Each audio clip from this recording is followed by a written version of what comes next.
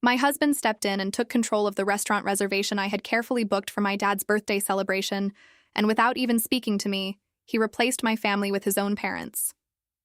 There was no conversation, no respect, not even a quick call. Just a message that came through at 4 in the afternoon on the very same day as the dinner, like it was nothing. The message was cold and straight to the point. My family deserves this more. My CEO is in town and I need this table to secure a promotion. Your dad would be better off at some cheap pub anyway. That's where he'd feel comfortable. I read those words slowly, then I read them again, making sure I understood every part of it. My hands stayed completely steady. My heartbeat didn't speed up. Instead, everything inside me went quiet. It was like a heavy door had slammed shut somewhere deep in my chest, leaving behind nothing but stillness. He wasn't asking me for permission. He had already taken what he wanted. He had called the restaurant himself, changed the name on the reservation, and made the decision like I didn't even matter. In his mind, it was already done.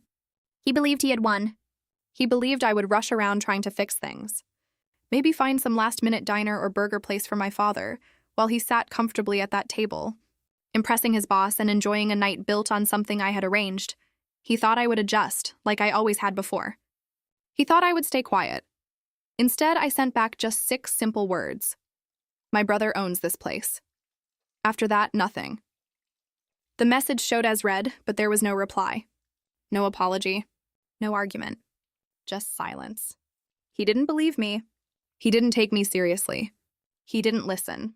And that silence, that choice, became the final mistake he would ever make as my husband.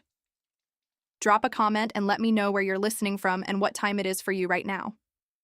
Also, wishing you all a happy, healthy, and powerful 2026. Please show your support for the channel so we can keep bringing you these stories. I'd love to hear from you. My father, Brian, spent 40 years working with grease, so much so that it felt like it had become part of his skin. He was a mechanic, the kind of man who didn't need fancy tools or computers to tell him what was wrong. He could stand next to a car, listen to the engine for a few seconds, and know exactly what needed fixing. He didn't have a polished resume or an online profile. What he had were rough, worn hands, a small shop that always smelled like oil mixed with peppermint gum, and a strength in his back that never seemed to bend. He raised me on his own after my mother left. He worked long hours, often double shifts, just to make sure I had what I needed. School books, clothes, even braces when I needed them. He never complained about how hard it was. He never asked for praise or recognition. He just kept going, doing what needed to be done without making a big deal out of it. Then there was Logan, my husband of 3 years. Logan wasn't someone who fixed things. He sold them. He worked as a sales executive at a tech company, but in his own mind, he was much more than that. He liked to call himself a visionary. He cared deeply about how things looked from the outside. He would iron his jeans before wearing them. He leased an expensive car that cost more than what I paid for my first year of college, just so he could park it in the best spot and be noticed. To Logan, life wasn't just something you lived, it was something you performed. Every action, every purchase, every conversation was part of a show, and the audience was anyone he believed could help him move up in life. The difference between the 2 men in my life wasn't just obvious, it felt extreme. When my dad came over to our place, he would stand at the sink and scrub his hands again and again with strong cleaner before touching anything. Our living room was spotless, all gray and perfect, and he was always careful not to mess it up. He would sit on the very edge of the sofa, barely leaning back like he was afraid of leaving a mark. Logan would watch him with a tight smile, polite on the surface but empty underneath. It was the kind of look you give when you're tolerating something, not enjoying it. Like someone letting a stray dog stay inside for a short time. He never said anything openly at first, but I could feel it. I could see it in the way he looked at my father. He looked down on him, on the grease-stained hands, on the working-class way he spoke, on the fact that my dad would rather fix something himself than hire someone else to do it. To Logan, my father represented everything he was afraid of becoming. Someone unnoticed, someone ordinary, someone invisible. And to Logan, nothing meant more than being seen. That's why he was so obsessed with the gilded anchor. The restaurant stood on the Boston waterfront, shining with glass walls and dark wood, looking more like a private club than a place to eat. It wasn't just about food. It was about status. You couldn't just open an app and book a table there. You needed connections. There was a waiting list that stretched for months for regular people. But the truly powerful, the CEOs, politicians, and wealthy families, walked in without waiting. Logan talked about that place like it was sacred. He followed their social media every day. He tried to connect with anyone who might get him inside.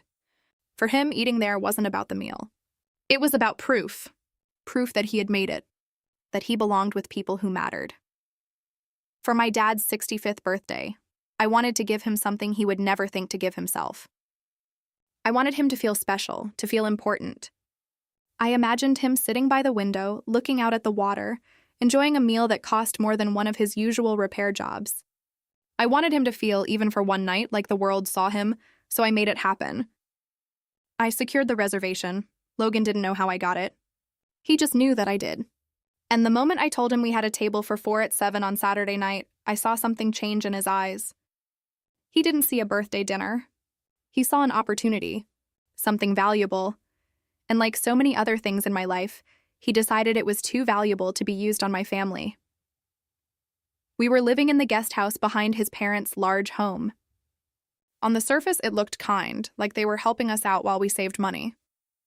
That's what Logan told people. But the truth felt different. I wasn't just living there, I was contributing, constantly. At first, it was small things. Picking up groceries. Paying a few bills. But slowly, it grew into something bigger.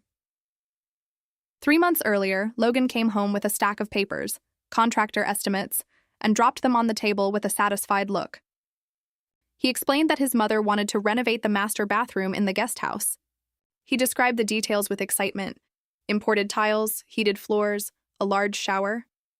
Then I saw the total cost. $12,000. I told him it sounded nice for them and went back to my work. But he laughed and corrected me. Not for them, for us. Or more accurately, for me to pay. When I questioned him, he spoke to me like I didn't understand something simple.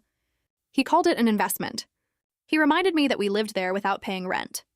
He said it was the least I could do after everything his family had done for me, after accepting me.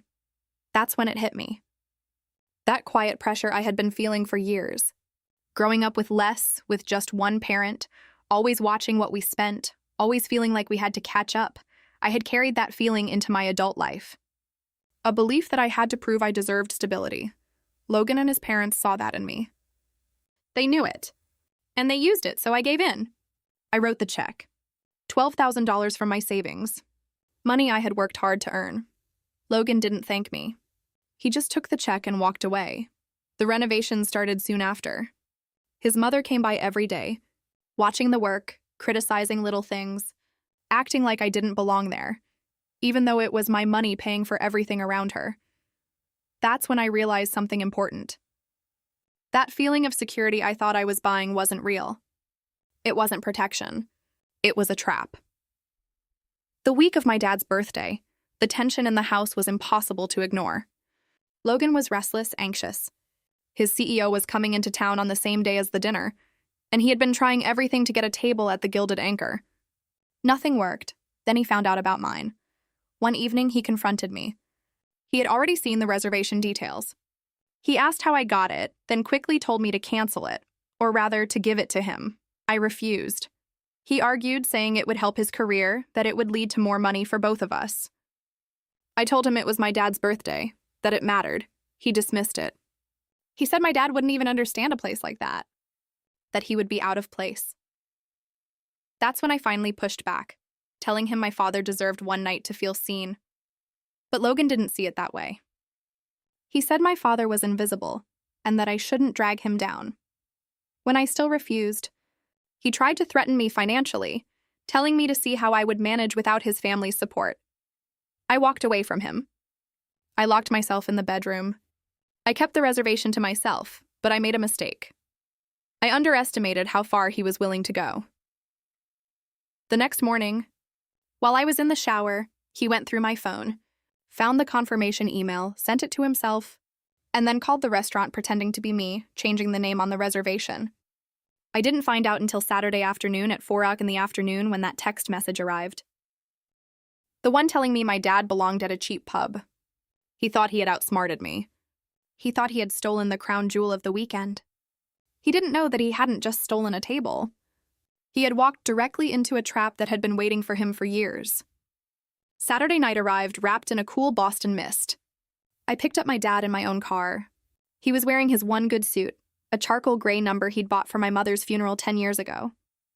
It was a little tight across the shoulders, but he had polished his shoes until they reflected the streetlights. He looked nervous. He looked proud. He looked like a man who was trying his best to fit into a world that had never made space for him.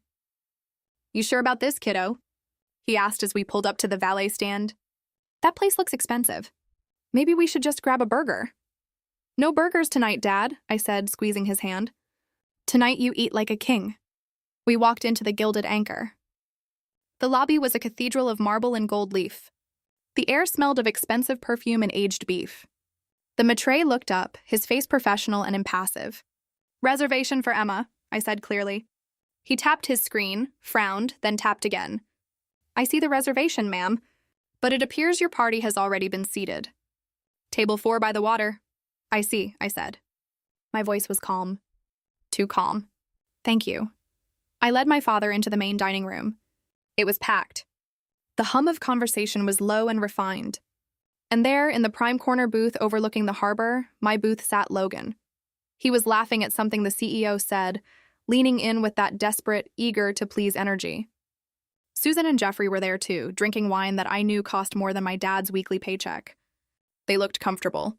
They looked entitled. Logan saw us first. His smile faltered, then hardened into a glare. He stood up and intercepted us before we could reach the table, blocking my path like a bouncer. "What are you doing here?" he hissed, his voice low but venomous. "You stole my reservation, Logan," I said loud enough for the nearby tables to hear. "I repurposed it," he corrected, glancing nervously back at his boss. "Look at your father, Emma. Look at his suit. He doesn't belong here. He looks like he's here to fix the plumbing, not eat the food. Take him to a diner where he'll be comfortable. Go." My father shrunk a little, his eyes dropping to the floor. "No," I said, "we're not going anywhere." Logan grabbed my arm. "You are making a scene. Leave now or I swear to God, you won't have a home to go back to tonight." That was the moment. The breaking point. I pulled my arm free. I didn't look at Logan. I looked past him toward the kitchen doors. I raised my hand not in a wave but in a signal. The double doors swung open. The dining room went silent. Christopher walked out. He wasn't wearing a server's uniform. He was wearing pristine chef's whites, his name embroidered on the chest. He didn't walk, he strode. The staff stopped what they were doing and stood at attention. The maître bowed his head slightly. He walked straight past Logan without even looking at him. He walked right up to my father. "Happy birthday, Dad," Christopher said, his voice booming in the quiet room.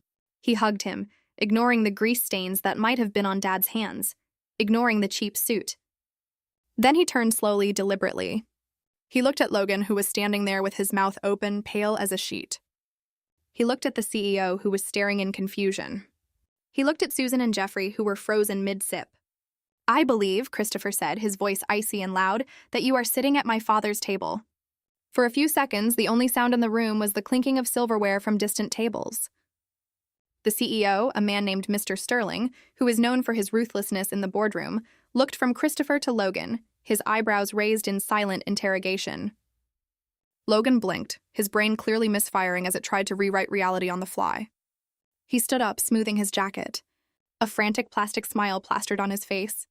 "Christopher," he exclaimed, his voice cracking slightly. I didn't know you were working tonight, Mr. Sterling. This is Emma's brother. We go way back. I planned this whole thing as a surprise." He looked at me, his eyes wide and pleading, begging me to play along. "Right, Em. A surprise for your dad." "Cut the crap, Logan." Christopher said he didn't raise his voice. He didn't have to. The authority radiated off him like heat. Christopher snapped his fingers. A server appeared instantly, placing a silver tray on the table directly in front of the CEO. On it was a single sheet of heavy, cream-colored paper. "What is this?" Logan asked, his smile faltering. "The bill we haven't even ordered."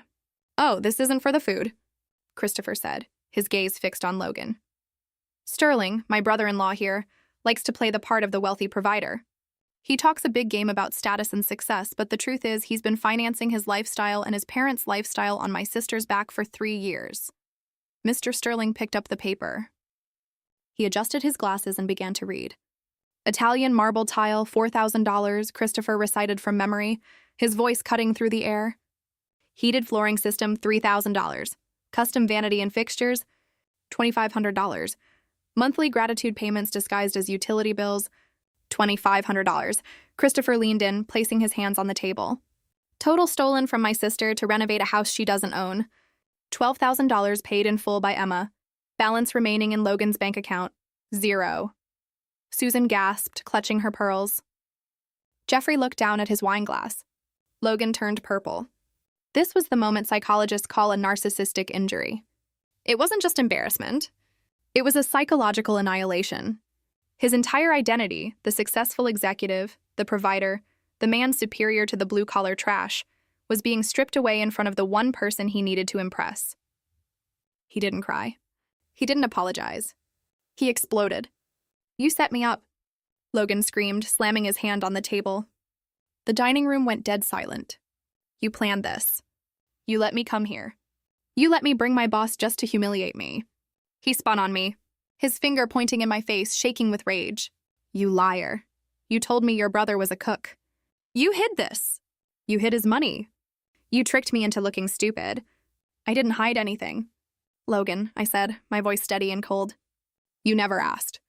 You were too busy mocking my father's job to realize his son built an empire." "She's a fraud," Logan yelled at the CEO, desperate to control the narrative. "She manipulated me. She let me pay for. She let me think. She let you think you were a big man." Christopher finished for him.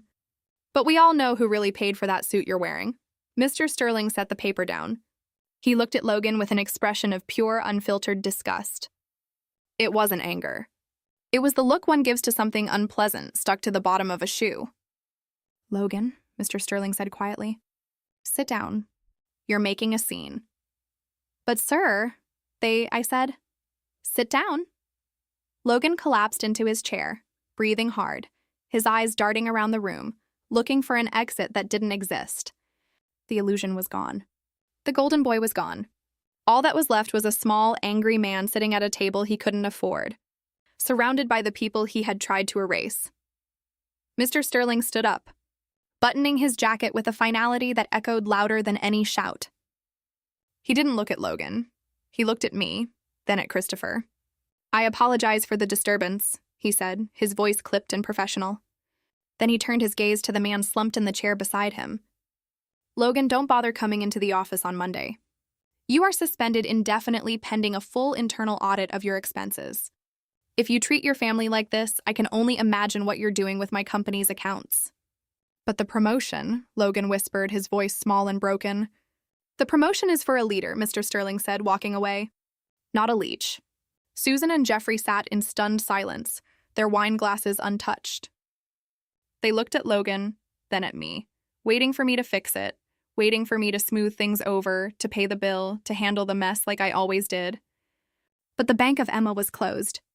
I took off my wedding ring. It wasn't a diamond. It was a simple band Logan had bought during his lean years, promising to upgrade it later. He never did. I placed it on the silver tray, right on top of the itemized bill Christopher had printed. Emma, Logan croaked, reaching for my hand. "Don't do this. We can fix this. I was under pressure." "You weren't under pressure, Logan. You were under the delusion that I was an accessory to your life instead of a partner." I looked at him, really looked at him, and realized I felt nothing. The anger was gone. The hurt was gone. There was only the clarity of a balance sheet that had finally been zeroed out. "The renovations," I said, pointing to the paper, the tile, the heated floors, the vanity. "Consider that my parting gift. That $12,000 is your severance package because I'm taking the only asset that actually matters." I turned to my father. "Ready to eat, Dad?" "Starving," he said, standing tall. We didn't eat in the dining room. Christopher led us through the swinging doors, past the stunned kitchen staff, into his private chef's table in the back. It was warm.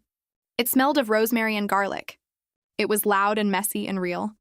We ate steaks that melted like butter. We laughed until our sides hurt. My dad told stories about his shop, and for the first time in 3 years, nobody rolled their eyes. As I looked around the table at my brother and my father, I thought about Logan sitting alone in that cold, expensive dining room. There is a specific kind of poverty that has nothing to do with money. It is the poverty of the soul. Psychologists call it the delusion of the empty wallet. The belief that if you buy enough expensive things, you will become valuable. Logan wore a $1,000 suit, but inside he was bankrupt. My father wore a $50 suit from a discount rack, but he was the richest man I knew. I had spent years trying to buy a seat at a table where I was never welcome. I didn't realize until tonight that I had been building my own table all along, and the view from here was perfect. If you've ever had to cut off someone who treated you like an option while demanding you treat them like a priority, share this story. You are not alone.